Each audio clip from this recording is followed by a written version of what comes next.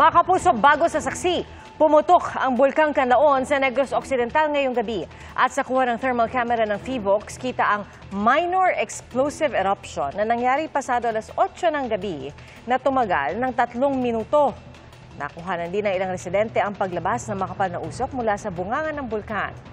Ayon sa PHIVOLCS, umabot ng 2,000 metro ang taas nito at patungo sa direksyon ng Hilagang Silangan. Nananatiling nakataas sa Alert Level 2 ang Bulkang Canlaon. Ayon sa Negros Occidental PDR-RMO, sandaling naapektuhan ng ashfall ang La Castellana, La Carlota at Bagos City.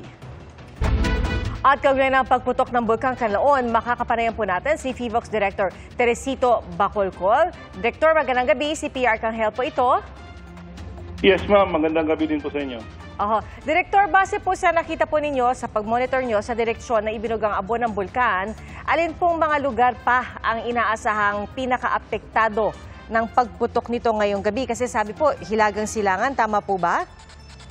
Yes po, northeast po yung nakikita po natin, based din po yan sa wind direction. But karamihan ng mga na-report po sa atin ay nasa south and southwest, katulad ng Bagos City, particularly in barangays of Mailom, Maaw, Ilihan, Bacong, and Labuanan. And meron din po tayong na-report, again, this is in the south and on the western part, sa may La Carlota, Pontevedra, and La Castellana. Pero sa ngayon po ba, Director Bacolcol, meron pa po kayong namomonitor na pagbuga ng abo? Wala na po. Tapos na po. It only lasted for 3 minutes. From 8:05 to 8:08. Yes. So wala ring ibang insidente ng ashfall aside from yung mga nabanggit po natin sa mga lugar ng La Castellana, La Carlota at Bagos City? Yes, Pontevedra po meron din po. Pero may posibilidad po ba, Director, na tumaas pa ang Alert Level 2? Well, right now nasa Alert Level 2 pa rin. We maintain the Alert Level at 2, which means the volcano is showing low level 1 rest due to shallow gas or hydrothermal activity. So, binabantayan natin to, patuloy natin babantayan ang mga lindol, yung gas emission, pati na rin yung pamamaga ng lupa. So, kung may nakikita tayong pagtaas ng parameters, saka lamang natin ito itaas sa Alert Level 3. So, ngayon, maintain pa po natin yung Alert Level 2. Kasi, kung i-compare natin to sa mga previous eruptions, like yung nung May 13 and yung April 7, ay hindi naman ito masyadong mas mataas kaysa mga previous eruptions natin. So sa ngayon, Director, ano ho ba ang payo po natin sa mga residente na malapit po sa bulkan? Okay, so mahigpit po natin pinaalalahanan ang mga residente na huwag pumasok sa loob ng 4-kilometer permanent danger zone dahil maaaring magkaroon ng biglaang pagsabog katulad ng nangyari kanina. And yung pagkaroon ng pyroclastic density currents, again, tulad din nung naobserbahan natin ngayong gabi. So, sa mga apektadong lugar, magsuot po silang face mask, takpan ang kanilang, kung walang face mask, ang pwede nilang gamitin is yung tela na binasa, and then they can cover their noses and mouths with yung basang tela. Alright. Director, panghuli na lamang po, no, ay may pakikipag-ugnayan na po ba sa pagitan ng PHIVOLCS, ng PDR-RMO, pati na rin ng mga affected na LGU? Yes po, we are in constant communication with them. In fact, yung PDR-RMO ng Negros Occidental, yung nabigay sa atin ng information sa mga lugar na apektado ng ashfall and yung sulfur dioxide. Alright, maraming salamat po. PHIVOLCS Director Teresito Bacolcol, magandang gabi po. Samantala, arestado ang 39 na individual sa nabistong scam hub sa Maynila. Gumagamit pa umano ng Artificial Intelligence o AI ang mga suspect para makapanloko. Saksi, si June Veneracion.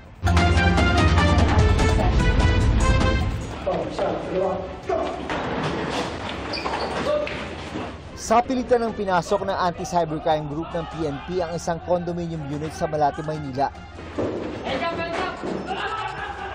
Bumungad sa kanila ang online scam hub na nabisto ng mga otoridad sa tulong ng isang informante. Nakuha mula sa operasyon ng mahigit 200 digital evidence. Kabilang ang mga international SIM card, cellphone pati mga computer. Arestado ang 30 Pinoy. At siyam na foreigner na karamihan ay mga Chinese. Sa mga social media platform at dating app daw kumukuha ng target ang grupo. Karamihan sa kanilang mga pinipili ay mga foreigner. Kapag nakapili na sila ng target, gagamit naman sila ng mga nagagandahang babae para akitin ang kanilang bibiktimahin. Ang modus daw ng grupo, paiibigin ng mga babaeng frontliner ang mga biktima para mag-invest sa cryptocurrency. Pero ang ending, scam pala. Gumagamit din sila ng AI para magbukang tunay na babae ang kausap ng biktima. Yung mga mahilig doon sa mga dating sites and apps, mag-ingat-ingat po tayo. Hindi lahat na nakakausap natin doon ay totoong tao. No? Katulad nito na na-raid natin, pre-recorded yung video na pinapakita nila doon. Ang kita raw ng mga babaeng frontliner, umaabot ng 100,000 pesos kada buwan. Pero giit ng mga babaeng inaresto, nasa 20,000 pesos lang ang kanilang kita. Biktima lang nito sila na galing pa sa iba't ibang probinsya. Biktima po ng kahirapan. Kailangan po kasi ng pera. Pero alam niyo pong illegal yung pinasok niyo. Hindi po. Ano pong pagkakaalam niyo dun sa pinasok niyo? Call center po. Mahaharap sa patong-patong na reklamo ang mga inaresto, kabilang ang paglabag sa Securities Regulation Code at SIM Registration Act. Na-comment na po, sa korte na lang po kami. Patuloy ang investigasyon ng ACG. Dinala naman sa Department of Justice ang mga naaresto para ma-inquest. Para sa GMA Integrated News, June Veneracion ang inyong saksi. Isa pa ang bago sa saksi, niyanig ng magnitude 4.8 na lindol ang Bogo City, Cebu bago mag-alas 10 ngayong gabi. Isa po itong aftershock ng tumamang lindol sa lungsod noong September 30. Kalaboso ang negosyanteng nagbebenta ng mga ninakaw umunong baterya at iba pang gamit mula sa iba't ibang cell tower sa Metro Manila. Saksi, si Rafi Tima. Walang kawala ang isang negosyante matapos mabisto ang mga battery na ito sa kanyang warehouse sa Tandang Sora Avenue, Barangay Talipapa, Quezon City. Ang intrepid operation ikinasa matapos makatanggap ng reklamo ang QCPD na ibinebenta ang mga bateryang ninakaw mula sa iba't ibang cell tower sa Metro Manila. Ibinebenta nila through online. So, ang tawag po dito is battery rectifiers. Ito po yung mga ginagamit sa mga cell sites na siyang nagsiserve na battery kung walang umaabot doon na kuryente. 68 rectifier batteries ang nakumpiska sa warehouse ng negosyante, kabilang ang 2 Android na telepono na ginagamit daw sa online na pagbibenta sa mga ito. Iniimbestigahan pa ng QCPD Criminal Investigation and Detection Unit kung sino ang mismong nagnakaw sa mga baterya. Walang pahayag ng negosyante kung sino at paano nakarating sa kanyang warehouse ang mga umunoy nakaw na baterya. Ito pong nahuli ay sinampahan na ng kasong violation ng PD 1612 or yung anti-fencing law before the prosecutor's office. Para sa GMA Integrated News, Rafi Tima ang inyong saksi. Pinawalang sala ng Sandigan Bayan sa kasong graft kaugnay sa pork barrel scam sina dating Senador Juan Ponce Enrile, ang dating Chief of Staff na si Attorney Gigi Reyes at ang negosyanteng si Janet Lim Napoles. Saksi, si Jonathan Andal. Matapos ang mahigit isang dekadang investigasyon at paglilitis, absuelto si Chief Presidential Legal Counsel Juan Ponce Enrile sa lahat ng natitirang graft case niya kaugnay ng paggamit ng kanyang pork barrel noong senador pa siya. Nakakonfine sa ospital ang 101 years old na si Enrile, kaya dumalo siya sa pagbasa ng hatol via Zoom. Absuelto din ang kanyang Chief of Staff noon na si Attorney Gigi Reyes at ang negosyanteng si Janet Napoles sa 15 counts ng graft. Si Reyes na nasa courtroom kanina, napaiyak at yumakap ng mahigpit sa kanyang kapatid. Sa desisyon ng Sandigan Bayan Special 3rd Division, sinabing bigo ang prosekusyon na ipakitang guilty sila beyond reasonable doubt sa pagbulsa ng sinasabing mahigit 172 million pesos mula sa Priority Development Assistance Fund o PDAF ni Enrile na idinaan sa mga non-government organizations o NGO ni Napoles. Sabi ng korte, inakusahan sina Enrile ng evident bad faith o masamang intensyon o kaya ay manifest partiality o halatang pagkiling, mga elemento para sabihing graft ang kanilang ginawa. Pero hindi raw ito napatunayan sa iprenesentang mga liham ni Enrile kung saan hinihingi lamang niya ang pag-release ng kanyang PDAF. Sa ibang liham, naglista lamang si Enrile ng mga proyekto na ibabangga sa kanyang PDAF pero wala siyang binanggit na NGO. Hindi rin daw napatunayan na humingi o tumanggap si Enrile ng mga kickback mula sa kanyang PDAF kapalit ng kanyang sinasabing pag-endorso umano sa mga NGO. Hindi raw nasuportahan ang aligasyon sa testimonya ng testigo ng prosekusyon na makapag-uugnay sana kay Enrile sa pagtanggap ng kickback. Bagamat sinabi rin ni Ruby Tuason na nag-deliver siya ng pera para kay Enrile, kulang naman sa detalye ang kanyang testimonya kung magkano, para sa anong proyekto, petsa at lokasyon kung saan ito tinanggap ni Reyes. May pagkakaiba rin daw ang mga testimonya ni Tuason at ng whistleblower na si Ben Hurloy, kaya nabahiran daw tuloy ng duda ang mga testimonya ng dalawa. Sinabi rin ni Loy na hindi niya kailanman nakilala si Enrile, di niya ito nakita sa opisina ni Napoles at hindi niya nakita ang anumang pag-deliver ng kickback sa dating senador. Sabi rin ng Sandigan Bayan, umamin si Loy na pineke nito ang ilang liquidation documents, pati ang pirma ni Jose Antonio Evangelista, kapwa-akusado at dating Deputy Chief of Staff ni Enrile. Unanimous ang desisyon ng 3 mahistrado ng Sandigan Bayan na nag-absuelto kina Enrile. Pirmado ito ni na Associate Justice Ronald Moreno, Arthur Malabagyo at Juliet Manalo San Gaspar ng Sandigan Bayan Special 3rd Division. Bukod kina Enrile, Reyes at Napoles, absuelto rin ang ilan pang co-accused nila na staff ni Enrile, mga opisyal ng DBM, Technology and Resource Center at ibang pribadong individual. Sa isang pahayag, nagpasalamat sa Diyos si Enrile sa anyay vindication sa kanya. Nagpasalamat din siya sa mga maestrado ng Sandigan Bayan na masusi raw pinag-aralan ng mga ebidensya at patas na nilitis ang kaso. Wala ring ipinataw na civil liability kina Enrile at Reyes at sa iba pang akusado. Pero si Napoles at ang iba pa pinatawan ng civil liability na abot sa 338 million pesos. Batay kasi sa mga ebidensya, napatunayang si Napoles ang tunay na may-ari at may kontrol sa mga NGO na nakatanggap ng pondo ng gobyerno. Para sa GMA Integrated News, ako si Jonathan Andal, ang inyong saksi. Posible umunong kasama si dating Congressman Zaldico sa mga sasampahan ng reklamo sa Sandigan Bayan kaugnay sa mga anomalya sa flood control projects. Ayon po yan kay Ombudsman Jesus Crispin Remulla. Saksi si Joseph Moro. Sinugod at kinalampag ng ilang grupo ang compound na ito sa Taguig, kung saan nag-oopisina ang Independent Commission for Infrastructure o ICI. Tulong na yan! Mga kurakot! Tulong na yan! Mga kurakot! Tinangkapan nila makapasok pero naharangan sila ng security. Iginigit ng grupo dito ngayon sa may harap ng ICI kung saan ginagawa yung mga pagdinig na walang i-cover up doon sa kanilang ginagawang investigasyon sa mga flood control projects. Hindi tayo papayag na mga kontraktor lamang, na mga maliliit, na mga alam nating korap ang mananagot. Nanggigigil na yung taong bayan. Bakit hanggang ngayon wala pa silang nailalabmas na mga pangalan? We respect the right of people to free speech. Iginigit din ng grupo na buksan sa publiko ang ginagawang investigasyon. Ayon sa ICI, bumubuo pa sila ng guidelines sa pagla-livestream ng kanilang mga pagdinig, pero tiyak nang hindi ipalalabas ang mga nakaraang testimonya. When gathering evidence, we cannot show our evidence. Inilarawan ni ICI Chairman Justice Andres Reyes Jr. ang nangyaring korupsyon sa pondo ng mga flood control projects. The project is sold down the line. Somebody up will sell the project and they select the engineer and they select the contractor. Everybody's happy. Paglilinaw ng ICI Ombudsman na magsasampa ng kaso sa Sandigan Bayan batay sa nakalap nilang ebidensya.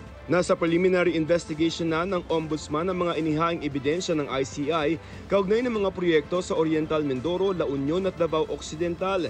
Inireklamo na rin ng DPWH sa Ombudsman ang mga sangkot sa Amunay Ghost Project sa Oriental Mindoro. Sa ngayon, puro mga district engineer pa lamang ang nairerekomendang kasuhan. You think that we can indict or file an information against maybe congressmen, DPWH undersecretaries? Your question is premature, and we will make sure that our evidence is based on fair assessment. We will observe due process, and we will prosecute and not persecute. Sabi ni Ombudsman Jesus Crispin Remulla, may kakasuhan na sila sa Sandigan Bayan sa loob ng 1 buwan. At posibleng kasama raw dito si dating Congressman Saldi Co. Malamang kasama. Kasi naalala ko mayroong Mindoro case na kasama sa mga finalsa. Ayon naman kay Public Works Secretary Vince Dizon, baka mas maunang kasuhan sa korte ang mga inireklamo nila kaugnay ng ghost projects sa Bulacan, kabilang ang mga dating district engineer at ang mga diskaya. Sa Pasko, sa kulungan na sila magpapasko niyan.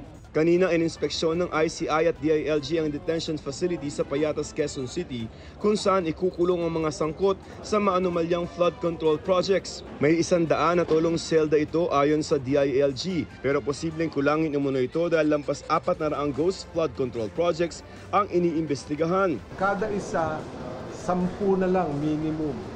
So ilan ang pwedeng gumamit ng facility dito? Eh kung 421 yan, times 10. Oh, kulang. Sa gitna ng kinakaharap na issue ng DPWA sa flood control projects, pumirma ng kasunduan ng kagawaran, Caritas Philippines ng CBCP, Mayors for Good Governance, at Taong Bayan's Action for Participatory, Accountable and Transparent Governance o TAPAT. Layo nitong palakasin ng citizen-led oversight system kung saan ang mga mamamayan, lokal na pamahalaan at simbahan ay magiging katuwang ng DPWA sa pagbabantay at pag-uulat ng mga irregularidad sa mga proyekto ng infrastruktura sa buong bansa. Ilulunsad din ng DPWA ang isang portal kung saan nakalista lahat ng kanilang proyekto pati halaga ng mga ito, status at mga kontratista. Para sa GMA Integrated News, ako si Joseph Morong, ang inyong saksi. Maring kinundina ni Bulacan 6th District Representative Salvador Pleito ang pagtukoy sa kanya ng ombudsman bilang sangkot sa umano'y anomalya sa mga flood control project. Ay kay Pleito, handa siyang makipagtulungan sa Anti-Money Laundering Council o sinumang otoridad para lumabas ang katotohanan. Ang hiling niya sa publiko, iwasang bumuo ng konklusyon o magpakalat ng mga hindi beripikadong impormasyon na makasisira sa kanyang reputasyon. Kahapon, tinukoy ni Ombudsman Jesus Crispin Remulla si Pleito, pati ang magkapatid na sina Benguet Representative Eric Yap at ACT-CIS Party List Representative Ed Vic Yap na nakatanggap umano ng pera mula sa mag-asawang kontratista na sina Curly at Sara Diskaya. Batay umano yan sa pagsusuri ng Anti-Money Laundering Council sa daloy ng pera sa mga account. Wala pang pahayag ang magkapatid na Yap kaugnay nito, pero dati nang itinanggi ni Congressman Eric Yap ang pagkakasangkot sa issue ng flood control. Ilang pa mambabatas ang naglabas ng kani-kanilang Statement of Assets, Liabilities and Net Worth o SALN. Kabilang narito sina Senator Sherwin Gatchalian at Senator Kiko Pangilinan. Saksi si Tina Panganiban Perez.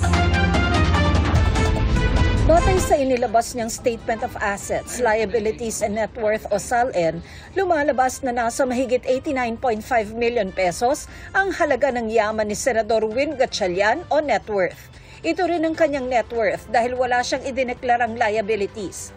Nasa mahigit 38,000 pesos ang idineklara niyang cash sa bangko. Konting movement lang naman yung aking assets because nung naging public servant ako, hindi ako wala naman masyadong personal activity.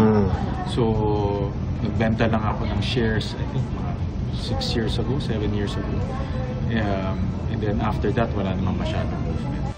Sabay namang naglabas ng SALN sina Liberal Party Chairperson Senator Kiko Pangilinan at mamamayang Liberal Party List Representative Laila De Lima.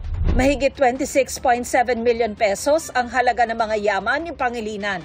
Ito rin ang kanyang net worth dahil wala siyang idineklarang utang. Hindi natin maaaring hilingin ang transparency kung hindi natin ito isasapuhay. Hindi natin maaaring kondenahin ang katiwalian habang kinukonsinti natin ito sa sariling bakuran. 10.7 million pesos naman ang halaga ng mga yaman ni De Lima. Ito rin ang kanyang net worth dahil wala rin siyang idineklarang liabilities. With the example already shown by the Speaker, umaasa kami na mas marami pa ang susunod na i-disclose na wag nang maghintay ng either batas o maghintay ng request from anyone, from any citizen or from media. Para sa GMA Integrated News, Tina Panganiban Perez, ang inyong saksi. Nagpatuloy po ngayong araw ang mga kilos protesta ng iba't ibang grupo at mga estudyante kontra sa katiwalian. Giit po nila hindi sila titigil hanggat walang napapanagot. Saksi si Jamie Santos.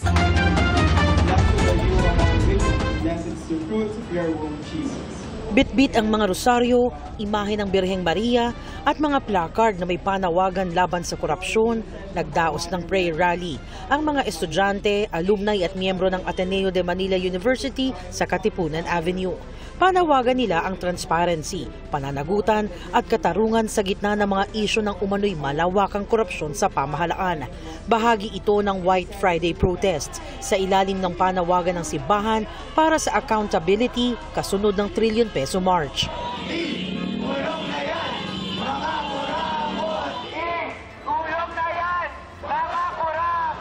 Nag-walkout naman sa kanilang klase ang mga mag-aaral ng Rizal Technological University o RTU sa Mandaluyong City.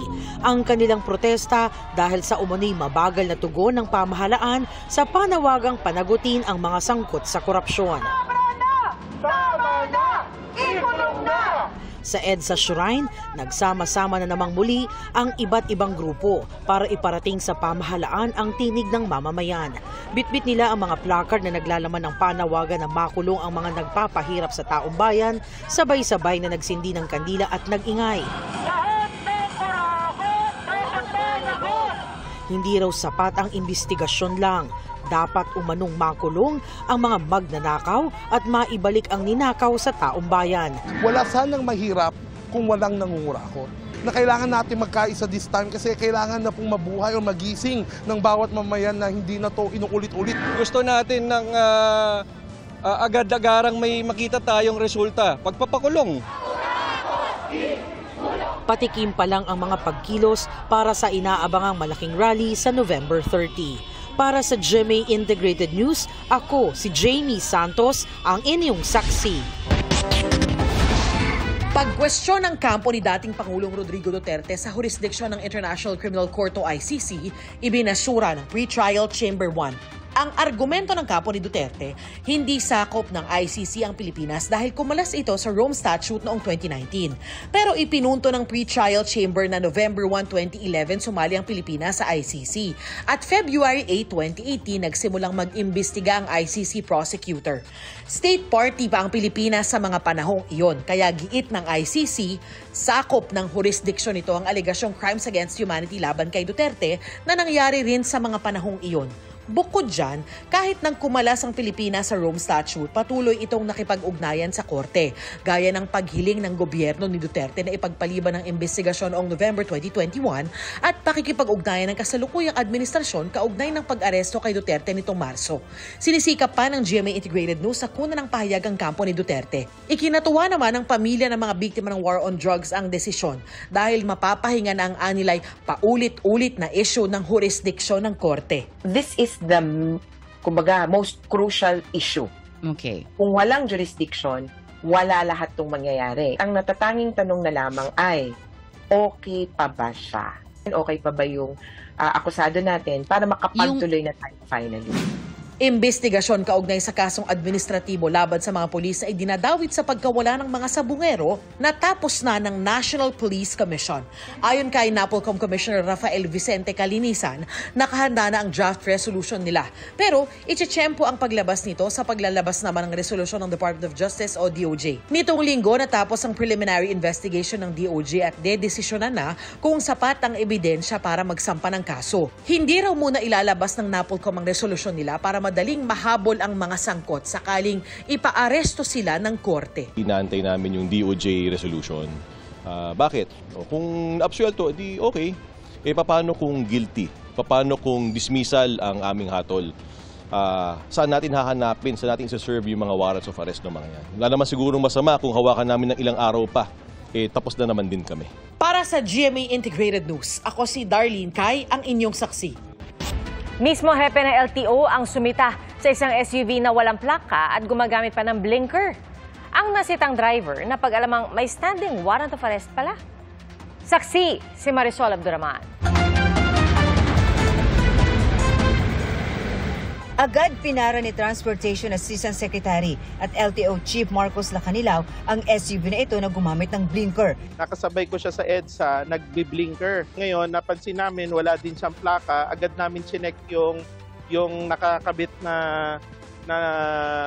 temporary plate.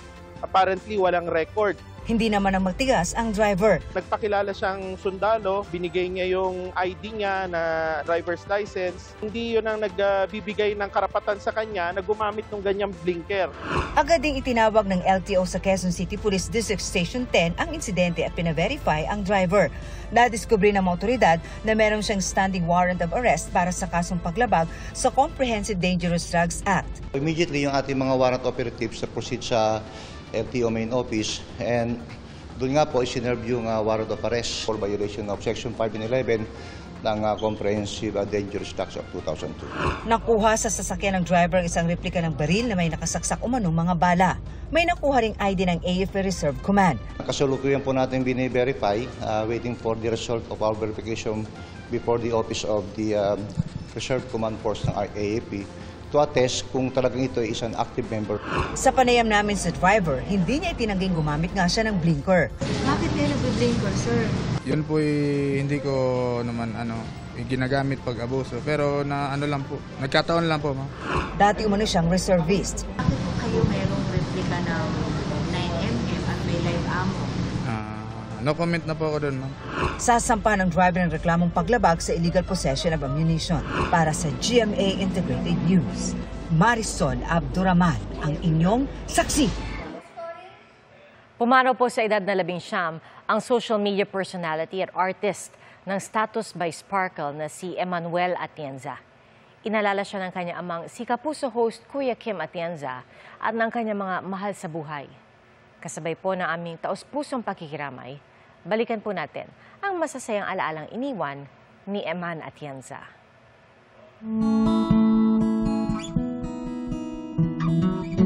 Adventurous, full of life, artistic at expressive. Ganyan nakilala ng marami ang social media personality at Status by Sparkle artist na si Eman Atienza. So excited for this opportunity to... Anak si Eman ng mga kilalang personalidad na sina Kapuso host and news personality Kuya Kim Atienza. Papa, ano na? At Philippine Eagle Foundation President Felicia Hong Atienza. Apo siya ni dating Manila City Mayor Lito Atienza. Mahal kita, Lolo. Pero bumuo ng sariling pangalan si Eman bilang isang content creator. Magandang gabi ulit, mga kababayan. Na binansagan ng netizens bilang Konyo Final Boss dahil sa kanyang kwelang accent pag nagsasalita ng Filipino. Pero, marunong naman ako mag-Tagalog na yon. Hindi kaya. Kaya naman ako mag-Tagalog, hindi. Marunong. Marami sa content ni Eman ay tungkol sa kanyang active lifestyle. Kabilang sa mga hilig niya ang calisthenics at rock at wall climbing. Vocal si Eman sa iba't ibang issue o kaya nagbibigay siya ng hot takes. I feel like this is a really hot take and I might get a lot of hate for this, but I just... Ang isa sa mga paksang pinaka-open siya ang tungkol sa kanyang mental health. You know, I was diagnosed with bipolar disorder in my mid-teens. This means that I'd have phases of extreme happiness called manic episodes and Nitong nakaraang buwan, nag-post siya sa kanyang IG broadcast channel na nag-social media break siya dahil nakakaramdam daw siya minsan ng anxiety kapag nagpo-post siya sa social media. Na ginagawa lang naman daw niya for fun at para i-express ang kanyang sarili. Hi guys, I just moved to LA. Bumalik din siya sa social media at ibinahagi ang kanyang buhay ngayon sa Amerika. Pero kanina, malungkot na ibinalita ng kanyang pamilya ang pagpanaw ni Eman sa edad na 19. Ayon sa kanyang pamilya, lubos na kasiyahan at pagmamahal ang dinala ni Eman sa kanilang buhay at sa lahat ng mga nakakakilala sa kanya. Lagi raw niyang ipinararamdam sa kahit na sino na may nakikinig sa kanila at hindi siya natakot na ibahagi ang kanyang mental health journey. Nakatulong daw ang kanyang pagiging totoo para maramdaman ng iba na hindi sila nag-iisa. Bumuhos ang pakikiramay at pagdadalamhati mula sa kanyang Sparkle GMA Artist Center family kanyang mga kaibigan sa loob at labas ng showbiz industry. At mahal kita, mga kababayan. Hiling ng pamilya Atienza, alalahanin si Eman sa pamamagitan ng pagsasabuhay ng kanyang mga katangian tulad ng kanyang malasakit, katapangan at paggawa ng kabutihan sa araw-araw. Muntik nang mabagsakan ng malaking bato ang isang taxi driver sa Turkey. Napatakbo at nadapa pa ang lalaki nang dumausdos ang dambuhalang bato. Muntik ding tamaan ang sasakyan. Ayon sa ulat ng local media, may ginagawa sa bulubunduking bahagi ng lugar na yan na biglang gumulong ang bato na tumawid pa sa kalsada. Walang naiulat na nasaktan sa insidente. Muli mag-uwi ng karangalan si Pinoy double Olympic gold medalist Carlos Yulo. Wagi si Yulo ng bronze medal sa 2025 Artistic Gymnastics World Championships na ginanap kanina sa Jakarta, Indonesia. Nakakuha po siya ng score na 14.533 para sa men's floor exercise final. Makikita pa sa mga kuha ang nakakaantig na tagpo sa pagitan ni Yulo at ng kanyang coach matapos ang performance. Alamin na po natin ang latest sa probinsya ng Negros Occidental kasunod ng pagputok ng Bulkang Canlaon. Mula sa Bago City, saksi live si Aileen Pedreso ng GMA Regional. Aileen? Pia, mga kapuso, muli na namang nagulat ang mga residente ng Negros Island Region dahil sa pagputok ng Mount Canlaon alas 8:05 ngayong Biyernes ng gabi. May kasabang abo ang ibinugang usok ng bulkan na umabot sa 2,000 meters ang taas. Apektado ang bahagi ng Lower Masulog sa Canlaon City, Negros Oriental. At dito naman sa Negros Occidental, 5 barangay sa Bago City ang apektado ng ashfall. Nagpapatuloy sa monitoring ang mga LGU lalo na sa mga residente na nakatira malapit sa bulkan. Sa ngayon, ayon sa mga LGU ay walang preemptive at forced evacuation na ipinatutupad. Ngunit pinag-iingat naman ang lahat lalo na't may nalalanghap na malakas na amoy ng asupre mula sa bulkan. Pia, naka-alerto rin ang mga LGUs, lalo na ang probinsya, sa deployment ng mga rescue vehicles sakaling masundan pa ang minor eruption. Mula rito sa Negros Occidental, ako sa Aileen Pedreso ng GMA Regional TV, ang inyong saksi.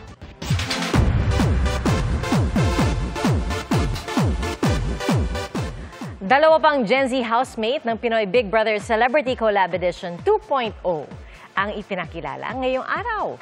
Sina Sparkle artist Marco Massa at tawag ng tanghalan school showdown champion na si Carmel Collado. Ang kay Marco, hindi lang kompetisyon ang habol niya sa pagsali. Gusto niyang mapabuti ang kanyang sarili. At si Carmel naman, bibit-bitin sa bahay ni Kuya ang pagiging relihiyoso. For me, I would take each day inside as an opportunity to show who I am, to show my best self, to explore myself, to get to know myself better, and of course, yung mga housemates na mga kasama ko inside.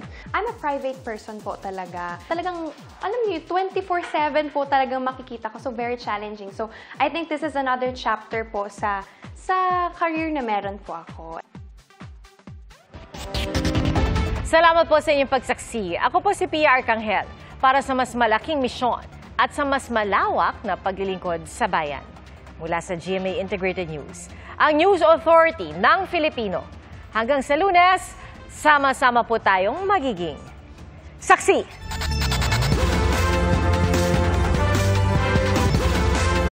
Mga kapuso, maging una sa saksi. Mag-subscribe sa GMA Integrated News sa YouTube para sa iba't ibang balita.